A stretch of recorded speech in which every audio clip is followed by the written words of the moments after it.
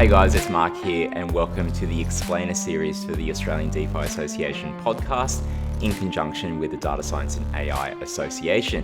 I work at Not Centralized, an emerging tech studio, and do a lot of things in both the Web3 and AI space. So anything new technology, you definitely know that we'll be looking at it. So what we're going to do today is continue the series of explainer videos, and you would have seen some of the previous ones, such as the one on privacy and other things like the act like a prompt that was out there. So taking a look at those, we take it to another level with something that we created a little while ago, even before GPT-4 access was available. So this one definitely works on GPT 3.5. As you know, GPT-4 is only available if you actually have premium and are paying for the ChatGPT service, or you might be using OpenAI Playground, and that's great, and you're paying for that one that way. But this one is all about when you're learning a new topic and you're not really sure as to where to go next. So we're going to move to ChatGPT. We'll go to this screen here, and you can see I've got it on GPT 3.5. We'll do it on GPT-4 in just the default mode.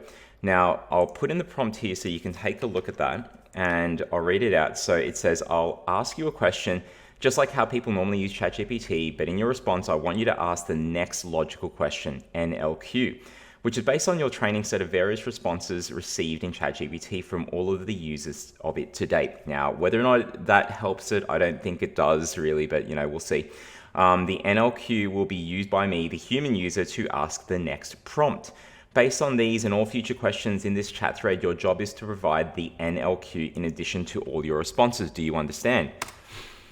Let's take a look. So it says, yes, I understand. So we'll begin the conversation. So imagine for a second you're asking it about something in history or something to do with economics and all that kind of stuff that you may not really be you might not be in that field. So even if you ask it a question and you get a response, your next thing is to be like, well, okay, that's great. Where do I go from here?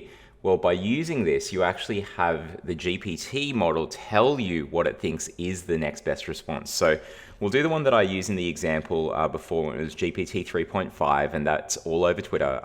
So can you explain what caused the GFC? Okay. So not only will it give you the details of the global financial crisis and a summary of what caused it, and here in this case, it's giving dot points. So subprime mortgage, housing bubble burst, deregulation and risk-taking, global impact. So it's also at the end giving you the NLQ. And in this case, the NLQ is, would you like to know more about any specific aspect of the global financial crisis, such as the subprime mortgage market, the role of deregulation, or the impact of the global economy?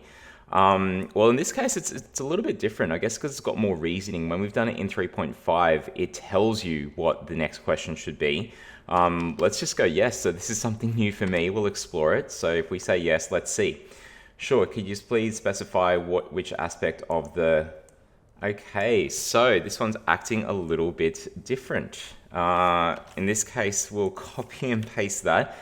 It's reversed the tables. It's turned the tables. The tables have turned. It seems you repeated my... Okay. GPT-4 is too smart for its own good. We're going to try this again in 3.5. Let's copy that.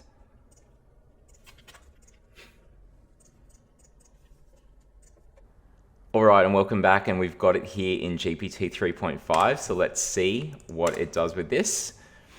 Yep, I understand. So it's repeated what we had before. I'm going to ask a question. So can you tell me what caused the GFC?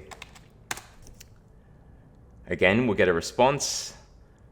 And in this case, at the end, now, if you read all of that about what caused the financial crisis and the details behind it, credit default swaps, etc., and you don't know about that, you might go and choose to further go down that path. But if you don't really know where you're supposed to go, then next logical question can help you out. And so in this case, it says that the one that you should probably ask is, how did the global financial crisis impact the global economy?